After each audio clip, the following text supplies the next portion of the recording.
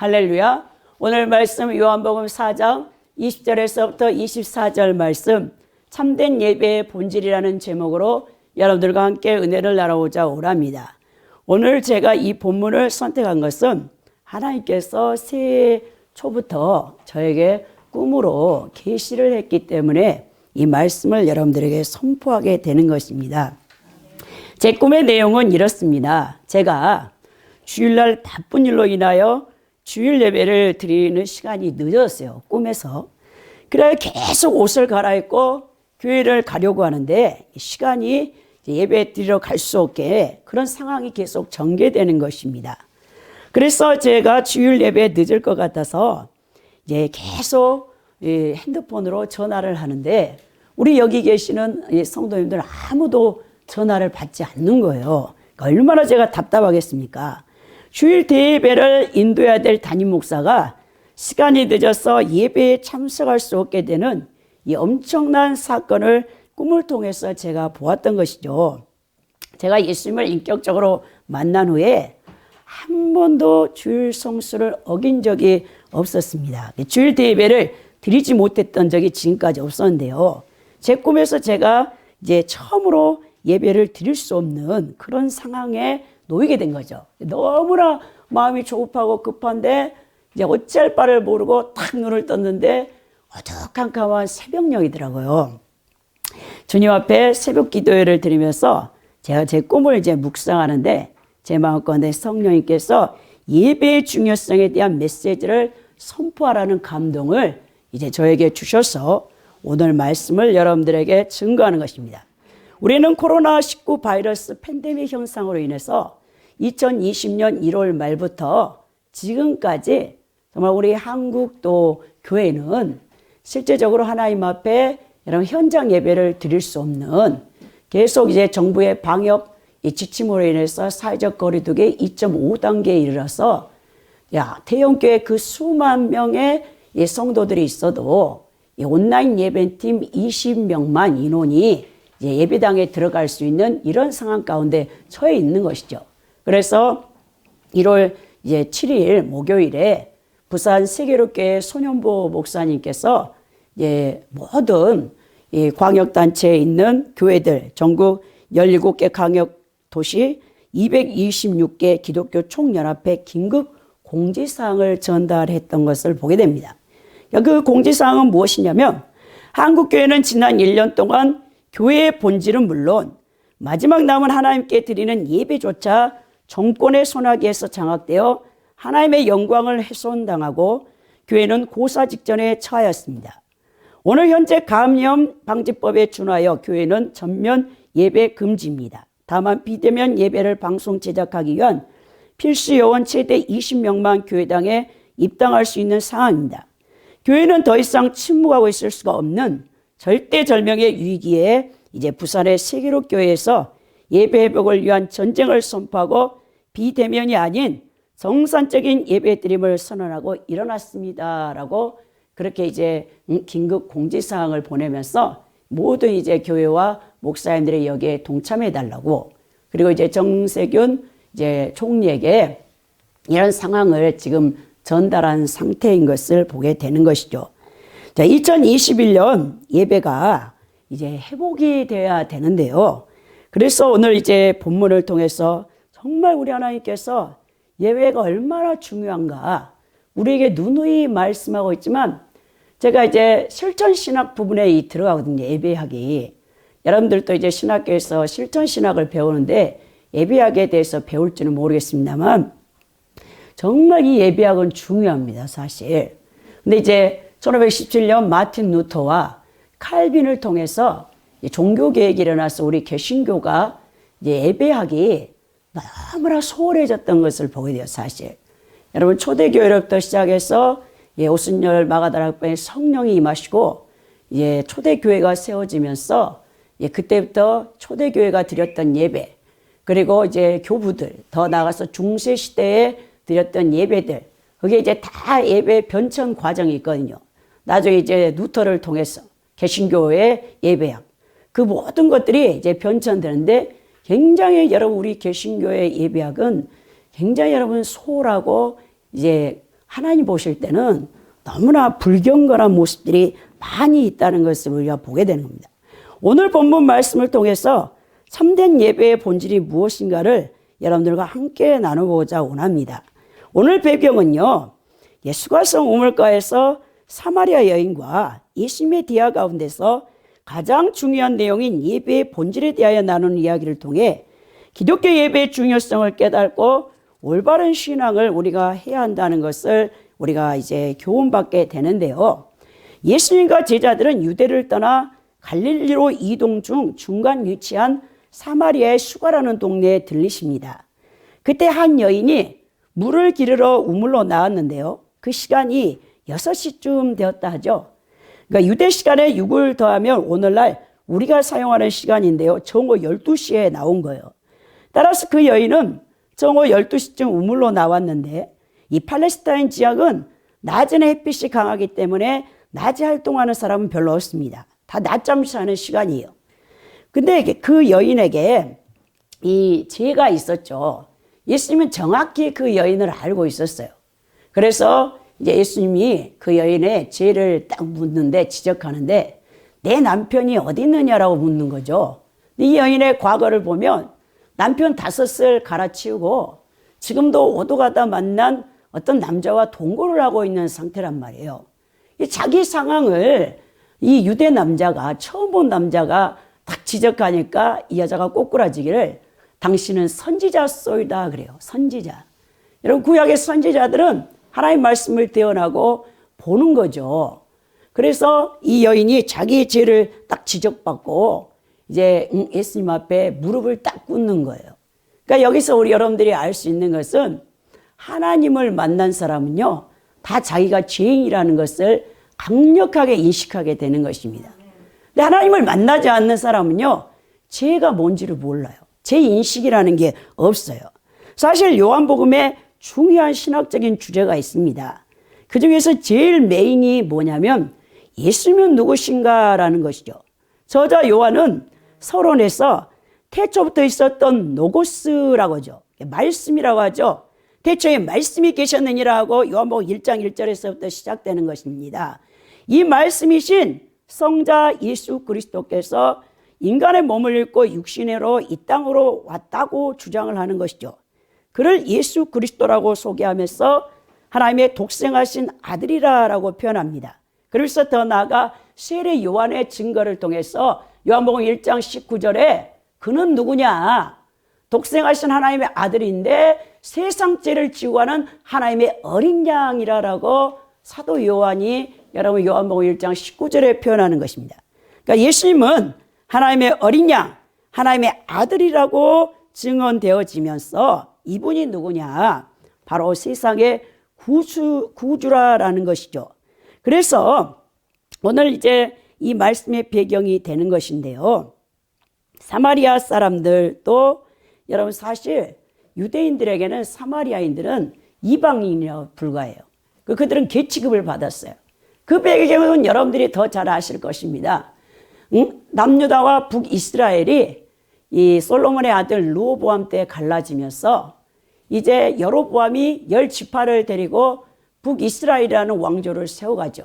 그 남유다에는 베냐민과 유다 지파에서 이제 다윗의 또 솔로몬의 혈통을 이은 르호보암이 왕권을 다스리고 나가는데 그때까지 계속 남북이 갈라지기 전에는 예루살렘이라는 이 성전에서 그 율법이 정해져 있거든요. 모든 제사는 예루살렘 성전에서 드려져야 하는 거예요. 그래서 북이스라엘의 10지파들이 그렇게 남북이 갈라졌는데도 유월절과 여러분 오순절과 초막절인 유대의 3대 절기 때는 반드시 예루살렘 성전에 나아가 예물을 가지고 하나님을 예배를 드려야 되는 것이 율법에 기록되어 있는 거 아닙니까? 그래서 10지파에서도 계속 거기를 내려가니까 여로보암이 생각할 때 안 되겠다. 그래서 베델과 단에다가 여러분 금송아지 신상을 세워놓고 그것을 여호와 하나님이라 하는 거죠. 제단을 세웠죠. 그리고 돈을 주고 성직을 매매해가지고 아무나 제사장을 세우는 거예요. 레위지파 외에는 여러분 제사장이 될 수 없는 하나님의 법을 어긴 거죠. 그런 가운데 계속해서 그들은 혼합주의, 이제 완전 우상숭배에 빠지게 되어졌던 것을 보게 됩니다. 그런 가운데 BC 722년에 아수르에 의해서 멸망을 당한 여러분 북이스라엘의 수도 사마리아. 이제 그곳은 여러분 아수르가 이 혼혈 정책을 쓴 거죠. 결혼을 통해서 여러분 그 이스라엘의 야곱의 12지파 가운데 10지파가 다 이방의 피가 섞여져 버린 겁니다. 그리고 더 나아가 200년 후에 BC 586년에 신 느부갓네살 왕 바벨론 왕에 의해서 여러분 남유다도 멸망을 당하죠.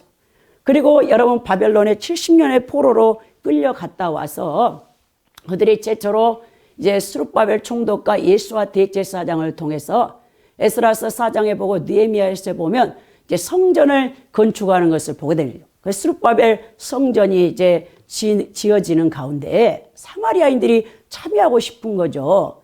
근데 여러분 그 스룹바벨 총독과 그리고 예수와 여러분 제사장이 대제사장이 그들을 받아주지 않는 거죠. 왜? 너희들은 이미 아수르라는 나라에 이방의 피가 섞였기 때문에 우리 혈통이 아니라는 거예요. 그러면서 계칙을 받고 계속해서 여러분 이제 사마리아인들은 예루살렘 성전에 더 이상 나아가서 예배를 드리지 못하게 된 거죠. 그러니까 그들이 BC 322년에 그리신산에다가 성전을 세워가지고 거기서 따로 여러분 제사를 드렸던 것을 보게 되는 것입니다. 그것이 오늘 이 배경이에요. 그러니까 이 여인이 여러분 그 사정을 너무나 잘 알고 있고 근데 그들 또 누구를 기다리냐? 메시아를 기다리고 있다는 메시아. 그러면서 이제 이 여인과의 대화가 진행되는데요. 사실 이 요한복음 4장은 굉장히 중요한 여러분 신학적인 주제를 많이 담고 있습니다. 우리가 여러분 보면 이제 요한복음 4장 12절 14절에 처음에 여러분 이 사마리아 여인과의 대화가 뭐냐면 예수님이 물 좀 달라고 하죠. 물. 그러니까 왜? 제자들을 이제 마을에 보내놓고 먹을 음식을 구해오라 해놓고 예수님이 일부러 이 사마리아 여인을 그 우물가에서 기다리는 거죠. 여인이 오니까 나에게 좀 물 좀 다오 그러잖아요. 그러니까 이 여인이 깜짝 놀라는 거예요.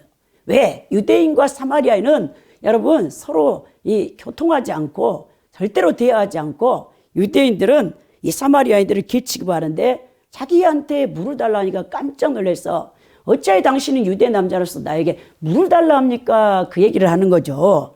그래서 여러분 그 영혼이 목마르지 않는 물에 대한 말씀이 요한복음 4장 12절 14절의 배경으로 되어 있습니다. 여기에서 중요한 게 뭡니까? 예수님께서 주시는 물. 네가 내가 누군 줄 알았다면 나에게 물을 구했을 것이다 라고 사마리아 여인에게 얘기하잖아요. 그러면서 이 물은 성령을 상징하고 있죠. 이것이 요한복음 7장 37절에서 39절에 기록되어 있는데요. 누구든지 목마르거든 내게로 와서 마셔라. 그 배에서 생수의 강이 흘러나오리라. 그를 믿는 자들이 받을 성령을 가리켜서 말씀하신 것이나 하는 것이죠. 보다 구체적으로 설명하면 예수를 구주로 영접한 사람들, 성도들에게 성령이 내주하시는 것을 보게 되는 것이죠. 이처럼 예수님께서 성령을 주시는 분이라는 사실을 이 요한복음 사마리아 여인과의 대화를 통해서 말씀하고 있는 신학입니다. 성령을 물로 비유하신 이유는요, 생명이 없어서는 안 되는 특성 때문이죠. 인간은 물이 없으면 살 수 없듯 성령으로 새롭게 되지 않으면 살 수 없습니다. 그러면서 이제 그 여인이 야곱의 우물을 얘기했죠. 야곱의 우물과 예수님께서 주시는 생수를 비교하는데요. 혈통으로 보면 예수님은 모든 유대인의 조상인 야곱에 종속됩니다. 그런 시각으로 보면 예수님이 어떤 분인가 본질을 파악할 수 없게 되는데요. 야곱은 육신의 목마름을 해결해 주는 우물을 파주었지만 예수님께서는 영생하도록 솟아나는 샘물을 주시는 분이라, 즉 혈통에 종속되지 않는 초월자심을 야곱의 물과 비교해서 오늘 요한복음 4장 12절에 알려주셨죠. 그러니까 예수님과 수가성 여인이 나누었던 대화의 주제가 18절에까지 지속되다가 이 생수의 문제가 갑자기 참 예배의 문제로 오늘 본문으로 바뀌는 이 내용을 볼 수 있는데요. 오늘 20절에 보니까 우리 조상들이 이 산에서 예배하였는데 당신들의 말은 예배할 곳이 예루살렘에 있다이다 라고 자신들의 이제 역사적인 배경을 쭉 이 여인이 얘기를 하는 것이죠. 그러니까 예수님이 뭐랍니까? 이제 필요가 없다. 어떤 이제 궁체적인 장소는 필요 없다라고 얘기하죠. 왜? 죄 용서받은 사람은 하나님께 대한 사실 예배의 열망에 사로잡히게 되는 것을 보여주는데요. 이 여자가 네가 남편이 지금 5명을 갈아치웠고 지금도 네 남편이 아니구나라고 예수님이 그의 죄를 지적하니까 거기서 이제 꼬꾸라지면서 이 여자가 당신은 선지자이다 하면서 그 다음에 자신이 가장 갈망하셨던 뭡니까? 하나님 앞에 올바른 예배를 드리고자 원하는 거죠. 자기의 죄사함을 받고자 원했던 이 여인의 갈망을 예수님이 여러분 그걸 독파하고 계신 거죠. 그래서 이 여인에게 하나님이 자기에게 선지자를 보내줬다는 것을 생각할 때 너무나 감사한 거죠. 구약의 선지자 또 제사장은 죄를 사해주는 역할을 하잖아요. 죄를 지적하고 해결을 시키잖아요. 그러니까 이제 이 여인이 얼마나 하나님 앞에 감사하겠습니까? 그래 용서받은 사람이 하나님께 대한 예배 열망에 사로잡히게 되는 것을 보여주는데요. 이 사마리아 여인이 예수님에 의해 드러난 자신의 죄를 인식하게 된 후 자신이 지금까지 갈급한 문제였던 예배 장소에 대하여 질문하는 것을 보게 된다는 거예요. 수가성 여인 마음속에는 하나님을 예배하고 싶은 갈망이 있었던 것을 보게 되는데요. 자, 예수님을 선지자로 이제 여긴 그녀는 예수님과 디아를 통해 부끄러운 과거를 지니고 있을 뿐 아니라 유대인들에게 계만도 못하게 취급하는 사마리아 출신의 자신에게 선지자를 보내주신 하나님의 사랑을 깨닫고 하나님을 예배하고 싶은 열망에 사로잡힌 나머지 예배할 장소를 질문하게 됩니다. 성도 여러분, 사람이 자기 마음에 하나님의 질삼의 은총을 받고 사랑을 느낄 때 제일 먼저 우리가 하고 싶은 일이 뭔지 아십니까? 그것은 바로 하나님께 경배하고 예배 드리고자 하는 열망으로 가득하다는 것입니다. 자신의 영혼 속에서 하나님께 예배 드리지 않고서는 견딜 수 없는 마음이 솟아난다는 거예요. 이것이 마음에 하나님의 용서와 사랑, 은혜와 긍휼이 부어진 사람들의 특징입니다. 그런데요, 하나님의 제삼의 은총과 용서를 체험하지 못한 사람들에게 예배는요, 고문 중에 고문이에요. 예배를 그렇게 사모하고 눈물 흘리며 기도하는 성도들을 보면 그 사람들은요, 여러분 이해를 못합니다. 그러나 진정으로 하나님의 용서를 경험한 자는 마음속에 이 북받쳐 오르는 그 놀라운 하나님의 사랑과 은총에 사로잡혀서 예배하고 싶어서 견디지 못한다는 거예요. 그래서 다윗이 고백하기를 시편 27편 4절에 내가 여호와께 바라는 한 가지 일 그것을 구하리니 곧 내가 내 평생에 여호와의 집에 살면서 여호와의 아름다움을 바라보며 그의 성전에서 사모하는 그것이라 예배자가 되기를 원했죠. 그리고 시편 84편 10절에서도 주의 궁전에서 한 날이 다른 곳에서 첫날보다 나은즉 악인의 장막에 사는 것보다 내 하나님의 성전 문지기로 있는 것이 좋사오리라 이렇게 고백했다는 것이죠. 여러분들이 지금까지 예수 그리스도를 통해 제3의 은총을 받고 하나님의 사랑을 체험하고도 여러분들이 예배에 간격이 없다. 예배를 드리고 싶은 열망이 없다. 여러분 신앙 좀 병들었거나 타락했거나 아니면 여러분 아직 거듭나지 않는 상태. 죄의 용서를 한 번도 받아보지 못한 상태라는 것을 여러분 신앙을 여러분 점검할 수 있는 말씀이 돼야 된다는 것입니다. 죄 용서함의 체험이 없이 드리는 예배는요. 종교적 예배요. 죽은 예배입니다. 아무런 의미가 없어요. 하나님 그 예배는 받지 않으십니다. 언제까지 여러분들이 죽은 예배를 드리겠습니까? 죄를 인식하고 회개하는 성령의 거듭나는 중생의 체험을 통해 구원받고 새 사람으로 태어나야 된다는 거예요. 이 사마리아 여인이 그래서 여러분 자신이 그리스도산의 예배를 드리지만 율법을 알고 있잖아요. 율법에서는 반드시 예루살렘 성전에서 하나님이 지적한 한 장소에서 드려야 되는데 자기 조상들은 그 계치금을 받으면서 예루살렘 성전에 가지 못하기 때문에 할 수 없이 그리스도산에서 여러분 드리고 있지만 늘 마음 가운데 예배의 장소에 대한 갈급함이 있었다는 거예요. 여러분 그리스도산에 세워진 이 성전이 약 200년 후에 이 BC 129년 하스모니안 왕조 힐루카스 BC 135년에서 105년에 의해서 유대인 제사장에 의해서 파괴되어진 겁니다. 그래서 그리스도산에 제단이 없어졌어요. 근데 그래도 여러분 북이스라엘의 그 사마리아인들은 계속해서 그림신상 그곳에 예배 드릴 수 있는 성전은 없지만 기도 초소로 삼고 그곳에 갔던 것을 보게 됩니다. 그래서 사마리아 여인이 하나님께 나아가려면 어디서 예배를 드려야 하냐라고 예배 장소를 지금 예수님 앞에 묻고 있는 것이죠. 근데 우리 예수님이 뭐라고 하십니까? 이제 너희들은 더 이상 장소적인 거 필요 없다. 21절에 보면요. 예수께서 이르실 때 여자여 내 말을 믿으라. 이 산에서도 말고 예루살렘에서도 말고 너희가 아버지께 예배할 때가 이르리라 그랬죠. 이 너희가 아버지께 예배할 때가 이르리라는 말은 예수께서는 예배할 장소였던 그립신산이라 예루살렘 둘 다 부정하고 있어요.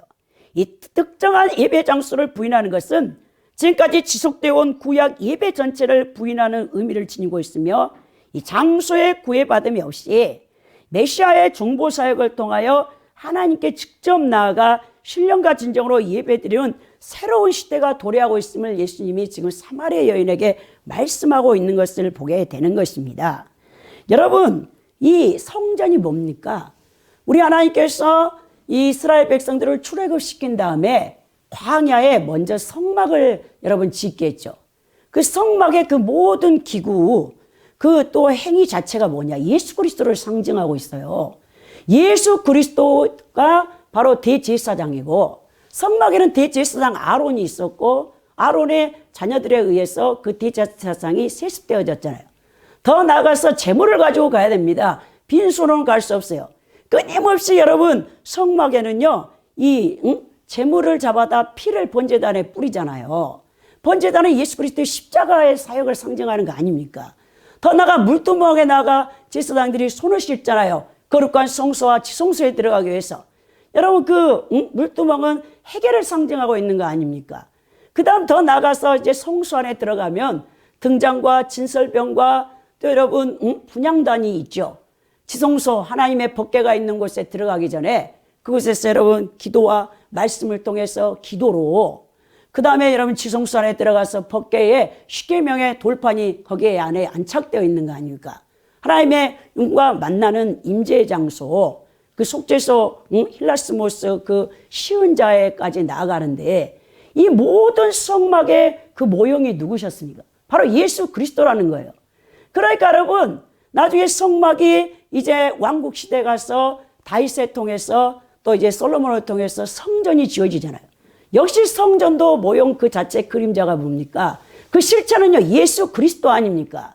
바로 사마리아 여인 앞에 성전의 실체이신 예수 그리스도 메시아가 와 있기 때문에 너희들이 더 이상 이 산이나 저 산, 예루살렘 성전이나 그림신산의 한 장소에 가서 드릴 필요가 없다.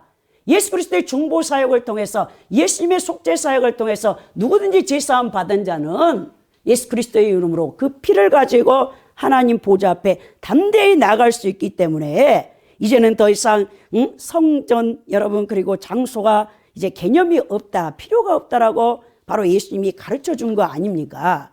그러면서 여러분 그들에게 참된 예배의 본질을 가르쳐 주는데요. 원래 23절에 보니까 아버지께 참되게 예배하는 자들은 영과 진리로 예배할 때가 오나니 곧 이때라. 아버지께서는 자기에게 이렇게 예배하는 자들을 찾으시니라 그랬죠. 야, 영과 진리로 예배를 드린다는 것이 무엇입니까? 이 아버지께 참되게 예배하는 자들, 예수님께서 22절에 두 부류의 예배자들을 비교하면서 말씀했죠. 한 부류는 알지 못하는 것을 예배하는 사마리아 너희, 그리고 다른 부류는 율법을 통하여 하나님을 예배하는 알고 있는 우리 유대인들을 얘기하는 거예요. 그러나 본전에서 예수께서 이와는 질적으로 다른 아버지께 참으로 예배하는 자들에 대함을 밝히고 계시는 거예요. 이는 비록 유대인들이 바른 대상에게 예배 드리기는 하나 그들이 참으로 예배하는 자들이 아니라는 것을 예수님이 지적했던 것을 보게 되는 것입니다. 이는 유대인들의 경우 예수 그리스도를 제사장과 제물로 삼아드리는 진정한 예배에 대한 이해가 없고 단지 그림자에 불과한 인간 제사장에 의한 동물 제사를 예루살렘 성전에서 반복하고 있었기 때문에 유대인들이 드리는 제사도 여러분 그것은 모형에 불과하다라고 예수님이 가르쳐 주는 거예요. 예수님 당시에 드렸던 예배는 어떤 모습이었습니까? 그것도 장소적인 것이었죠. 그 장소를 벗어나 예배는 무의미했던 것을 보게 됩니다. 그리고 꼭 제물이 있어야 했죠. 그러나 이제는 하나님께서 친히 한 제물을 준비하셨기 때문에 다른 제물은 필요하지 않습니다. 그 제물은 바로 십자가 제단에서 죽으신 하나님의 어린 양, 바로 예수 그리스도 자신이죠. 이제 예배 드리는 자에게 필요한 것은 하나님께서 친히 준비하신 그 제사를 참된 제사로 믿는 것입니다. 인류의 죄를 위해 예수 그리스도께서 친히 십자가에 죽으심에 대속죄의 제물이 되셨고, 예수님의 피를 통해 모든 사람은 죄를 고백하고 자백할 때 제사함을 받게 되는 것이죠. 우리의 죄를 씻는 유일한 피가 예수님의 피밖에 없는데요, 진심으로 나의 죄를 용서해 주신 것에 대한 감격케 하는 마음이 없으면 그 예배는 아무런 의미가 없다는 것을 우리에게 말씀하시고, 그것은 종교 행위에 불과하다는 것을 지적하고 있는 것입니다. 우리는 거룩하신 하나님 앞에 나올 때 자신의 죄성을 진정으로 미워하고 오직 하나님의 불쌍히 여기심을 바라는 마음으로 나와야 하나님께서 기뻐하신다는 거예요. 하나님께서 모든 사람의 중심을 깨뜨려 보고 계신다는 거예요. 참으로 회개하는 마음으로 나오는 자들의 예배를 하나님이 받으신다는 거예요. 그래서 바울이 이 예배의 실제에 대해서 로마서 10장 1절에 말씀하기를, 그러므로 형제들아, 내가 하나님의 모든 자비하심으로 너희를 고나노니 너희 몸을 하나님이 기뻐하시는 거룩한 산 제물로 드리라. 이는 너희의 드릴 영적 예배니라 라고 말씀하셨죠. 오늘 영과 진리로 해서 하나님께 예배하는 자가 무엇으로 이제 드려야 되는가를 분명히 예수님 말씀하는데요. 이 영이 뭡니까? 전에 여러분 개역 성경에서는 신령으로 되어 있죠. 이것은 원어 푸투마티의 원형 푸누마인데요, 바로 성령입니다. 성령으로 번역할 수 있어요. 따라서 이는 성령이 원하시고 감동하시는 바에 따라 예배를 드려야 된다는 것을 가리키죠. 인간의 마음과 영혼과 중심을 가리키는 것으로 볼 수 있는데요, 여러분, 하나님 아버지께 예배하되 진실된 감사와 기도로서 예배를 드려야 된다는 거예요. 그래서 A.W. 토저, 오늘 제가 여러분들에게 이 4장짜리, 사실 앞뒤로 해서 8페이지예요. 제가 그것을 요약했는데, 이 A.W. 토저의 예배냐 쇼냐, 정말 은혜로운 이 책인데요, 그것을 제가 요약했어요. 정말 제가 지금까지 이 토저 목사님 같이 정말 예배가 무엇인가 본질을, 정수를 깨닫는 분은 못 봤습니다. 여러분, 그만큼 이분이 하나님과 가까웠던 분이라는 것을 알 수 있는데요, 여러분들은 반드시 집에 가셔서 이것을 정독하시고, 이제부터는 여러분들이 드려야 될 예배의 모습이 어떤 모습인가를 여러분들이 다 숙지하셔서, 다음부터 드리는 예배는 정말 성령의 여러분 감동, 그리고 이 토저 목사님 뭐라 하냐면 예배의 영을 부으신다고 해요. 성령이. 맞습니다, 여러분. 우리 공동체 안에 드려지는 이 예배 가운데 성령이 운행하시면서 여러분들의 마음 가운데 이 선포된 말씀을 여러분들에게 깨닫게 하시면서 지금 운행하시는 것을 보게 되는데요, 이 성령으로 드리지 않는 예배는 하나님이 받지 않으세요. 여러분들이 아무리 인간의 열심을 내도 그것은 인간의 일에 불과합니다. 그리고 더 나아가 진리로 여러분 예배를 드려야 된다죠. 진정인데요, 진정. 전에 개역 성경에서는 이 알레테이아예요. 성실, 이 정직이라는 의미를 갖고 있습니다. 여기서 말하는 진리는요, 하나님께서 제시하신 참된 방법으로 예배 드릴 것을 요구하는 것인데요, 하나님께서 원하시는 예배는 이처럼 진리의 말씀이 선포될 때 성령의 감동에 따라 드리는 예배를 가리킵니다. 유대인들의 예배는 장소적인 성전 중심의 형식적인 예배에 치중하였으며, 그들은 실제적으로 하나님의 율법에서 명하고 계시는 하나님 사랑, 이웃 사랑의 삶을 살지 않는 이 탐욕과 제된 일상생활을 살고 있었던 것을 보게 됩니다. 그러니까 대제사장들과 유대 종교 지도자들이 하나님의 계명을 인간의 계명으로 전락시켜서 소경이 되어서 자신들도 지옥 갈 뿐만 아니라 유대 백성 자체를 지옥으로 끌고 갔던 것을 보게 되는 것이죠. 그래서 안식일의 주인이시오, 안식일을 제정했던 예수님께서 그들을 신랄하게 여러분 책망하는 것을 보게 되는 것이죠. 그러면서 예수님 뭐랍니까? 때가 오나니 곧 이때라 그랬어요. 알맞고 적합한 유리한 지금 시간이다.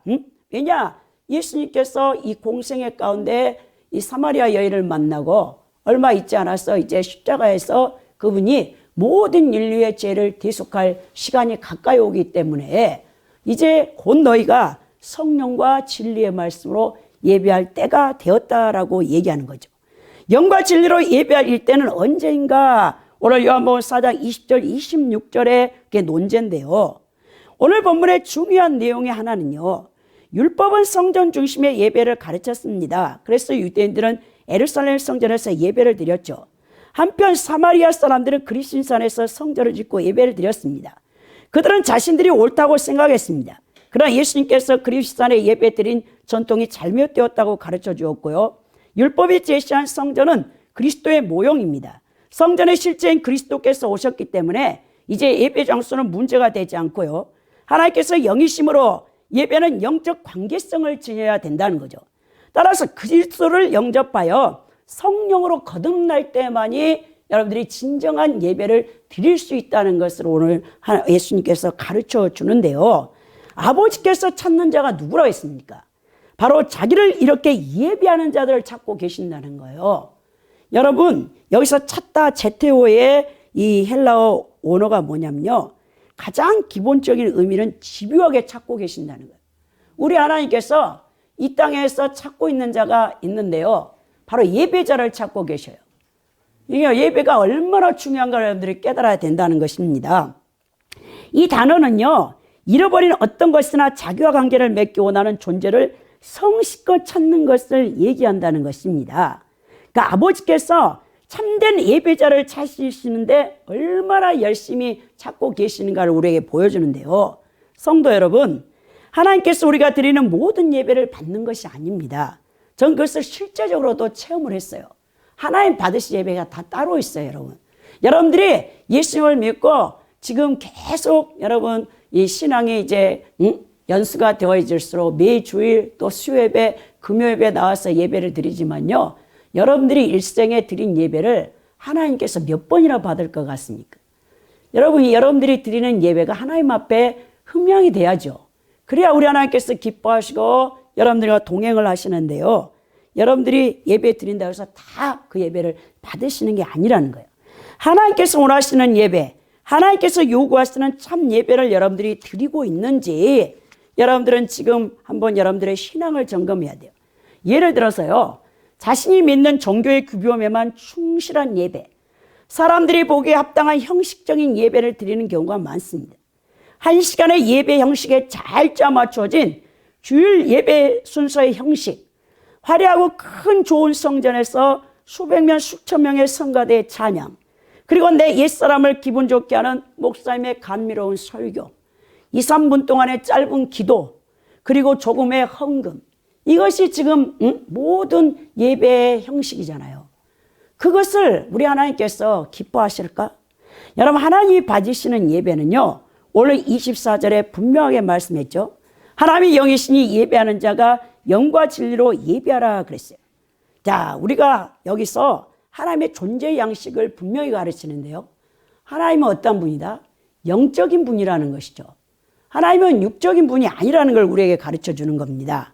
하나님은 영이시다라는 예수님의 이 선포는요, 하나님의 존재 양식을 보여주는 데서 더 나아가 그분이 기뻐하시는 예배의 성격을 규정하는데요, 즉 우리가 하나님께 드려야 할 진실하고 참된 예배는 보이지 않는 자신의 영을 통하여 하나님과 화해하고 코이노니아, 교제를 이룰 수 있을 때 생긴다는 거예요. 인간이 영이신 하나님과 교통할 수 있는 채널이요, 요 감각으로 느껴지는 육의 감각이 아니라요, 우리의 영입니다. 영. 사람이 영혼육으로 지음받은 존재 아닙니까? 영은요, 사람의 내적 생활의 대표적인 기관으로서 하나님과 교통할 수 있는 기관이죠. 성령으로 거듭나지 않는 사람은 하나님과 영적 교통을 할 수가 없는 거예요. 내주하신 성령께서 여러분의 거듭난 영의 자수 안에 거하고 계시는데요, 따라서 성령으로 거듭나지 않는 자연인, 죄인은 영으로 드려지는 예배를 드릴 수 없기 때문에 그 자연인의 이 드리는 예배는 하나님께서 받지 않는 종교 행위에 불과합니다. 그래서 선지자 이사야가 활동했을 때 유대 사람들은 종교적 의미의 안식일과 대회로 모이는 일에 열심을 보였죠. 적어도 겉으로 보기에는 이때는 종교적 부흥의 시기였던 것 같이 보이지만요, 하나님께서는요, 그들에게 헛된 재물을 다시는 내게 가져오지 말라라고 이사야 1장 13절에 경고를 하셨습니다. 헛된 재물로 이 번역된 마나트세아는요, 거짓이나 허위라는 의미와 함께 물질적으로 도덕적으로 무지한 어떤 것을 지칭하는 성격의 예물을 가리키는데요, 하나님께서는 이것들을 일체 거부하신다는 거죠. 하나님의 영이심으로 형식주의와 겉으로 보이기 위한 거칠음을 용납하지 않습니다. 영이신 하나님 앞에 우리가 숨기고 가릴 수 있는 것이 아무것도 없다는 거예요. 순수하고 진실된 마음으로 하나님 앞에 나아가 자신의 죄를 겸손하게 자백하고 긍휼을 구하는 상한 심령을 하나님께서 받으신다는 것을 여러분 기억하시기 바랍니다. 저는요, 유튜브 동영상에서요, 이재철 목사님 면죄부 판매를 중단하십시오라고 이 16분짜리 이정훈 교수님의 동영상 내용을 보았어요. 이 내용이 무엇이냐면 이재철 목사님이 이 설교 내용을 이 브리핑을 했는데요, 이 오늘 본문의 말씀 요한복음 4장 24절의 말씀을 주제로 해서 이재철 목사님이 설교를 했습니다. 이 이재철 목사님은 주님의 교회와 100주년 기념교회를 섬기시고 지금 은퇴해서 이 시골에서 그냥 평범하게 조용히 지내고 계시는 이분이요, 코로나19 팬데믹 현상은 하나님께서 대한민국 교회, 그러니까 한국교회에 제2의 종교개혁을 위해 하나님께서 준비하신 대포를 쏘셨던 일이라고 이렇게 딱 타이틀이 나오는 거예요. 그분의 말씀이. 그러니까 그것을 반박해서 이정훈 교수님이 이재철 목사님 그 면죄부 판매를 중단하시오 그랬어요. 왜냐하면 종교개혁을 해야 되는 것은 맞다. 그러나 그 종교개혁의 방안이 무엇이냐. 그 대포 쏜 것이 비대면 온라인 예배라는 거예요. 여러분 그 말에 여러분들이 동의할 수 있습니까? 여러분 로마 카톨릭이 타락해서 베드로 성당을 짓기 위해서 돈이 부족하니까 면죄부를 판매했잖아요. 거기에 이제 대항하여 95개조 반박문을 비텐베르크 성당에 이제 붙였던 여러분 1517년 마틴 루터에 의해서 우리 개신교가 이 개혁을 일으킨 거 아닙니까? 개혁주의가 이제 일어난 것이죠. 근데 오늘 이재철 목사님이 면죄부 판매를 하고 있다는 거예요. 그러면서 이 요한복음 4장의 24절의 말씀에 그 주제가 뭐냐. 그 핵심은 예배를 어디서 드릴 건가 이 장소적인 문제가 아니다. 온라인이나 비대면 또 이렇게 현장 예배나 성전에서 예배 드리는 거야. 그것이 중요한 것이 아니고 신령과 진정으로 예배 드리는 참된 예배의 본질이 무엇인가를 목회자들은 가르쳐야 된다라고 평신도인 법학과 교수인 이정훈 교수님이 그냥 핏대를 세우고 그렇게 이제 반박을 했더라고요. 제가 그 동영상을 보고 맞다. 우리가 하나님 앞에 이 많은 예배를 드리면서도 목회자들이 성도들에게 예배가 무엇인가? 예배 본질을 가르치지 않고 그냥 이렇게 하나의 형식적인 주일날 성전에 나와서 함께 예배를 드리고 있다는 것이 굉장히 제가 부끄러운 모습이었어요. 그러면서 이 이정훈 교수님이 뭐라냐. 건물이 우상 숭배가 된 한국교회를 향해서 하나님께서 대포를 쏘셨는데 그것이 바로 온라인 예배가 대포다. 코로나 상황이 종식되어도 예배당에 나와서 예배 드릴 수 있게 되어도 나는 온라인 예배를 드리겠다는 성도들이 압도적인 이 설문조사가 나왔다는 거예요. 그러면서 이 이재철 목사님이 이제는 성전 중심이 아닌 온라인으로 비대면으로 자기가 어떤 곳에 있든지 그냥 예배 드리면 된다라고 그분이 그 얘기를 했어요. 근데 이정훈 교수님이 뭐라 하냐면 게으르고 나태한 성도들이 그나마 주일날 교회에 나와서 여러분 그 조금 수고하는 거잖아요. 그것도 하지 않도록 이재철 목사님의 이 설교가 그들에게 면죄부를 판매했다라고 하는 거예요. 여러분 아침 늦게까지 자고 일어났다가 그리고 여러분 커피 한 잔 손에 들고 자기가 좋아하는 목사님 교회에 홈페이지에 들어가가지고 그 실황하는 것을 딱 들어가서 그 다음에 딱 키는 거예요. 컴퓨터 인터넷 들어가서. 아니면 스마트폰으로 딱 키고 말씀 설교 30분 듣고 그게 예배 드렸다고. 이것이 예배라고 생각하냐고 이정훈 교수님이 신랄하게 비난하더라고요.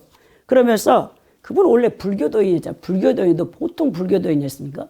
우리 기독교를 완전히 여러분 법을 만들어 가지고 한국 땅에서 뿌리를 뽑아버리려고 했던 분 아닙니까? 그런 분이 예수님의 주권 아래서 변화되어져서 이제 기독교를 변증하는 평신도 여러분 사역자로 지금 크게 쓰임받는 분인데요. 이 평신도 사역장 이종훈 교수님이 그러는 거예요. 제임스 하이트 교수가 기독교 예배학 개론에서 예배학을 얘기할 때 우리 기독교의 예배의 궁극적인 목적이 뭐냐? 하나님과 연합이란 연합. 우리는 종교 행위를 함으로써 하나님에게까지 우리의 그 행위가 돌려진다. 우리로 하여금 하나님과 연합될 수 있도록 만들기 위함이 아니라면 그게 설교든 성례전이든 거룩한 집회든 교회의 외형적인 체제의 목적이 무엇이겠는가라고 이 개론에서 얘기하는 것을 보게 됩니다. 이게 누구 얘기인가 하면 칼빈 얘기예요. 하나님은 우리에게 그리스도의 인재를 보여주시기 위해 결코 지루하지 않는 몇 가지 예식을 주셨다. 그러니까 칼빈이 무슨 얘기를 하냐면 하나님과 연합을 목적으로 우리 형식적인 행위, 그것이 바로 예배라는 거예요. 그러니까 하나님과 연합하는 예배가 바로 영과 진리로 드리는 예배라는 것이죠. 그리고 루터가 우리의 사랑하는 주님께서 그분의 거룩한 말씀을 통해 우리에게 직접 말씀하시고 우리는 그에 대한 응답으로 기도와 찬송으로 그분에게 말하는 것이다. 하나님과 대화하는 것이다. 기도와 찬송으로 그분께 맡기는 것이다 라고 이제 그 예배를 정의한 것을 보게 됩니다. 더 나아가 예배와 신학의 상관성에 대한 소고라는 논문에서 이종훈 교수님이 자기 혼자 독학을 했다는 거예요. 이분이 독일어도 잘하고 영국에 유학을 가서 수재잖아요. 아무도 예배의 본질에 대해서 가르쳐준 목사님이 없어서 자기가 예배학 책을 다 보고 논문을 봐가지고 스스로 독학을 해가지고 이걸 깨달았는데요. 라틴어 두 가지 이 용어를 사용하더라고요. 예배에 대한 용어 두 가지. 넥스 오란디와 넥스 크레덴디라고 했어요. 넥스라는 뜻은 법이라는 뜻입니다. 그러니까 넥스 오란디가 뭡니까? 기도하는 법이에요. 넥스 크레덴디는 믿음의 법입니다. 이게 어려운 게 아니고요. 기도의 내용은요, 신앙 고백이라는 거죠. 그러니까 하나님의 사랑을 주체할 수 없을 정도로 내게 그 하나님의 그 사랑의 감정이 여러분 북받칠 때 그때 여러분 다윗 같은 사람은 시편을 짓잖아요. 시편 150편 가운데 75편을 다윗이 지은 거 아닙니까? 하나님을 기도하고 찬송하는 것, 이것이 어떻게 되냐면 일정한 형식을 갖춰야 된다는 거예요. 틀이 있어야 된다는 거예요. 틀이 없으면 엉망진창이 된다니까. 그러니까 반드시 예배의 형식은 필요합니다. 결국 넥스 크레덴디 믿음의 법은 넥스 오란디 기도하는 법이 담고 있는데요. 적절한 형식이 없이 이 믿음의 정서가 고양될 수 없다는 거예요. 그러니까 우리의 정서가 하나님을 더 사랑하고 하나님과 더 연합하기에 노력하기 위해서 형식으로 표현되고 그 형식이 또 변화되기도 하고 그 형식 덕분에 우리의 정서가 고양되어 우리를 바른 길로 인도한다라고 이종훈 교수님이 얘기하면서 온라인이라는 수단 하나가 이 모든 것을 어떻게 담아낼 수 있겠냐라고 이제 이재철 목사님의 면죄부 중단하라고 막 외치는 것을 보았습니다. 온라인 예배냐 예배당 예배가 아니라 그것이 주제가 아니라 우리가 가장 중요한 것은 과연 내가 예배를 드리는데 영과 진리로 예배를 드리고 있는가, 이것이 가장 중요하다는 거예요. 그래서 바울 사도가 고린도전서에서도 이 세례와 성찬이 중요하지만 둘 다 복음에 대한 개인적인 믿음과 하나님이 명하신 대로 살아가는 일에 비해서는 부차적이라고 그분이 그런 내용을 얘기합니다. 그러니까 우리가 삶으로 드리는 예배, 그러니까 세례와 성찬을 아무리 아름답고 거창하게 성례를 드려도 예전에 맞게 드려도 사실 삶으로 우리가 주님과 연합하지 못하면 의미가 없는 것이죠. 지금 우리는요, 기독교의 여러분 예배 형식이 잘못됐어요. 설교가 중심이잖아요, 개신교는. 제가 작년에도 여러분들에게 성찬의 의미에 대해서 얘기할 때 반드시 여러분 예배는요, 설교 말씀과 성찬이 함께 가야 되는 것입니다. 근데 오늘날 성찬은 그냥 절기 때 1년에 한 두세 번 하는 걸로 이렇게 약화시켰죠. 그리고 오직 여러분들이 예배하면 목사님의 설교밖에 생각을 안 해요. 근데 그게 잘못됐던 거예요, 비중이. 이번 찌본 결리에 의해서 여러분 개신교가 이제 형성되는 과정에서 모두가 여러분 1000년 동안 로마 가톨릭의 예식 가운데 예배를 드렸을 거 아닙니까? 그 당시에는 여러분 로마 가톨릭의 신부님들은 다 라틴어로 강해를 하는 거죠. 사실 일반 평신도들은요, 이게 무슨 말씀인지 몰라요. 말씀을 듣기 위해서 로마 가톨릭 교회 간 게 아니죠. 그들은 뭘 대하러 가면 성찬을 대하러 가죠. 예수님이 흘리신 피와 예수님의 찢기신 몸을 먹으러 가는 거예요. 지금도 여러분 로마 가톨릭 천주교회 여러분 이 예배의 형식의 제일 중요한 부분은 우리가 성찬이잖아요. 근데 우리 이제 이 마틴 루터에 의해서 개신교 종교개혁이 일어났고, 그 다음에 이제 제네바의 찌븐겔리에 의해서 스위스에도 종교개혁이 일어났는데, 가장 먼저 여러분 이 말씀 강해를 했던 사람이 찌븐겔리예요. 찌븐겔리가 신약의 마태복음 1장부터 요한계시록까지 그가 강의를 하기 시작해가지고, 그것을 이제 본을 받은 사람들이 이제 칼빈에 의해서 이 예전으로 이제 우리 개신교 예전으로 이제 발전되면서 우리나라는 이제 1800년 말에 개신교 선교사, 특히 장로교 선교사님들이 많이 들어왔죠. 그러면서 평양신학교가 세워지는데, 그 평양신학교에 그 곽안련이라는 유명한 이제 설교를 가르치는 교수님이 있었어요. 그분은 이제 선교사에 의해서 유학을 갔다 오신 분인데, 그분이 여러분 이제 그 평양신학교 최초의 여러분 7명이 이제 안수를 받잖아요. 목사로서 우리나라 이제 사람 가운데. 그 곽안련 그 교수님에 의해서 이 예배의 형태가 설교가 여러분 중시돼서 와버린 거예요. 그래가지고 우리 개신교의 모든 예배 중심은 설교뿐이에요. 설교. 다른 건 없어요. 그래서 여러분 그것이 너무나 약화되어져 있다. 설교 한 편을 들으면 아 예배 드렸다 이렇게 생각하는 거죠. 잘못된 예배입니다, 여러분. 그래서 여러분들에게 이 예배 드릴 말씀이 너무나 많지만, 오늘 여러분 A.W. 토저에게 제가 여러분들에게 요약한 그거를 여러분 읽어보면요, 우리가 지금 드리는 예배가 얼마나 하나님 앞에 불경건한 예배라는 것을 여러분들이 깨달을 수밖에 없어요. 그 토저 목사님이 뭐라는 줄 아십니까? 내가 주일날 이 공적 예배를 드려가지고 막 기뻤잖아요. 말씀에 의뢰받았다고 신나가지고 이제 갔어요. 근데 월요일날, 화요일날 자기 직장에서 사업상 막 스트레스 받았고 열내가지고 막 재범하잖아요. 그거는 여러분 주일날 예배 드리는 게 아니라는 것입니다. 여러분들이 주일날 오셔서 우리 함께 모여서 공적 예배를 드리면 거기서 성령께서 말씀을 통해서 한 주간 동안 죄를 이길 수 있는 힘을 여러분들에게 불어넣어 주죠. 그 힘을 가지고 여러분들은 일상의 삶의 터전으로 돌아가서 가정주부면 가정에서, 그리고 직장이면 직장에서, 사업을 하는 사람은 사업인으로서 그 일터의 현장에서 여러분들 예배자가 되어야 된다는 것입니다. 그 예배자가 되지 않는 이상은 여러분들이 오늘 우리 함께 모여서 예배드린 이 예배가 전혀 효력이 없다라고 여러분 A.W. 토저 목사님이 그 말씀을 정확하게 깨뚫고 있는 것을 보게 된다는 것입니다. 여러분 오늘 볼 때 예수님께서 우리에게 참된 예배의 본질이 무엇인가를 가르쳐주고 있죠. 예수 그리스도를 영접하여 성령이 내주한 성도들이 교회 안에 선포되어지는 진리의 말씀을 듣고 하나님께 감사와 찬송과 영광을 돌리는 예배가 참된 예배입니다. 여러분 마귀가 예수님을 시험할 때 세 번째 가장 강력한 시험을 하는데요, 높은 산 꼭대기에 데리고 가고 천하만국의 영광을 보여주면서 나에게 한 번만 절을 하라 그러는 거죠. 마귀가 여러분 가장 받고 싶은 게 뭔지 압니까? 예배. 하나님만이 받으셔야 될 이 경배를 마귀가 받고 싶어 한다는 거예요. 왜? 천사가 어디에 있었습니까? 하나님을 시중드는 자였죠. 성삼일체 하나님이 천사들에게 경배하는 그 장면을 가장 가까이서 지켜본 마귀가 그 영광스러움을 알고 있기 때문에 이 땅의 공중권세 잡은 마귀가 가장 여러분 받고 싶은 게 뭡니까? 하나님을 여러분 모방해가지고 경배 예배를 받고 싶어 하는 거예요. 그래서 타종교, 모든 종교 배후에는 마귀가 경배를 받고 있는 겁니다. 이 지구상에서 여러분 예수 그리스도를 믿고 제사함 받은 또 성령을 받은 그리스도인들 외에는 여러분 예배자가 없다는 것을 깨달아야 돼요.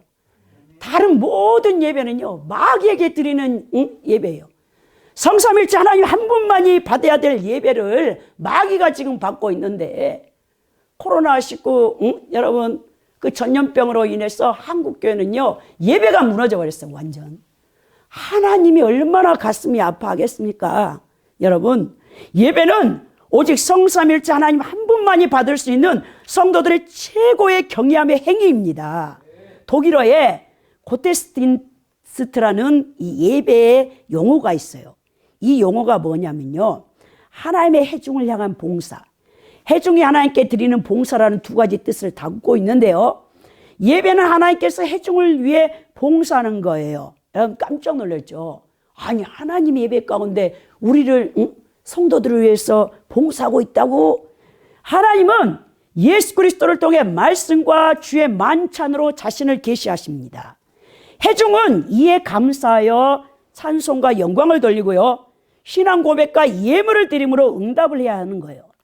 회중은 말씀과 거룩한 만찬에 온전히 참여함으로써 예배의 실제적인 구원 사건에 동참하게 되어 된다는 것입니다.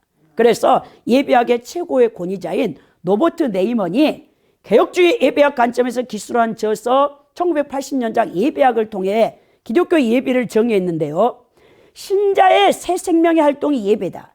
예수 그리스도의 인격에 나타난 신격의 충만함과 그의 강력한 구속행위를 깨닫고 성령의 능력으로 그의 합당한 영광과 존귀, 순종을 살아계신 하나님께 드리기를 노력하는 것이다.